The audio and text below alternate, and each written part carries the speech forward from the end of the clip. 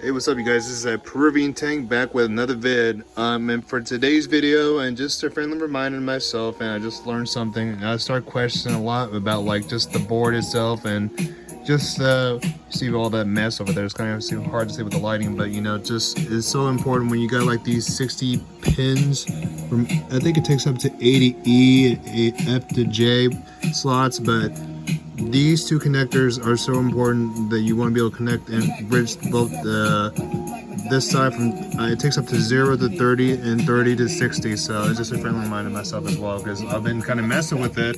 I figured the breadboard was damaged, but like, you know, it just ends up turning out that I just need to connect it to both the bridges. But anyway, aside from that, I was able to get just this, and I might be able to work on the rest of it tomorrow. So I got the push button over here.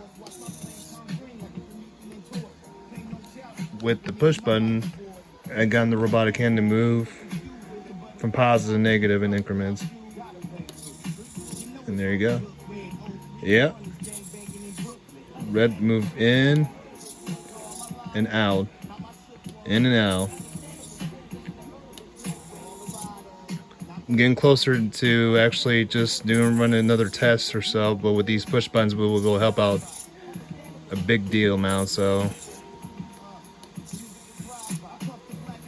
you always learn something new every day. Today was the day. So, and just again, always important when it comes to connecting those bridges that you have these small 2 jumper wire cables to connect from like 0 to 30 to 30 to 60.